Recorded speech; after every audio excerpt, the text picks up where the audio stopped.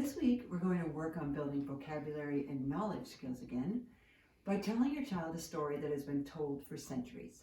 And it's filled with the kinds of formal language that kids need to be comfortable with in the years to come. I've chosen an Aesop's fable because they're short, they give plenty to talk about, they're online and free, so we can all use them even when libraries are closed. And because it's a text that you're reading aloud, it doesn't have any pictures for your child to see. He has to make a movie in his own mind, and that kind of movie making, that image making, is super important to practice because they'll need it to be successful readers in the years ahead, because all those chapter books don't have pictures.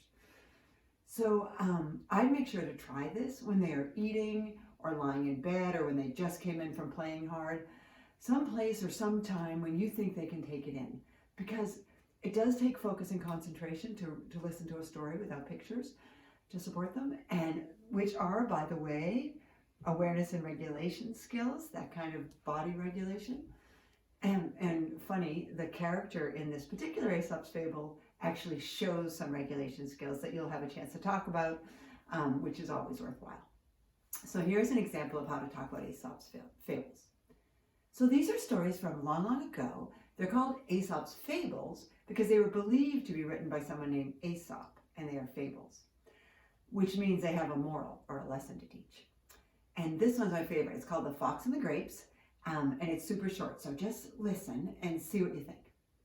The Fox and the Grapes. One hot summer day, a fox was strolling through an orchard till he came to a bunch of grapes that were just ripening on a vine which had been trained over a lofty branch. "Just the thing to quench my thirst," quoth he. Drawing back a few paces, he took a run and a jump and just missed the bunch. Turning round again with a 1, 2, 3, he jumped up, but with no greater success. Again and again he tried after the tempting morsel, but at last had to give up, and he walked away with his nose in the air saying, "I am sure they are sour." The moral of the story is, it is easy to despise what you cannot get. Well, what do you think of that? Can you picture the fox trying to get the grapes? Do you think they were sour? And by the way, have you ever tried to jump up and reach something in a tree or a high spot and you can't reach it? It's so frustrating. There's some really old words in this, which I love. Did you hear any of them? Like quench my thirst. We don't say that very often. Just the thing to quench my thirst. And then it says, quoth he, which means said he. So, you could try that quench at home. You could say to me, Mom, I need something to quench my thirst. But by the way, do you think of grapes as thirst quenching? I thought that was sort of funny at first, but they really are. They have a lot of liquid in them. I really like that fox didn't get super frustrated, and instead he just decided that since he couldn't get the darn grapes anyway, maybe they weren't just the thing to quench his thirst after all. Let's read it again and see if you can picture that fox jumping up for the grapes. So there are lots of words you could bring up. Morsel and tempting and pace.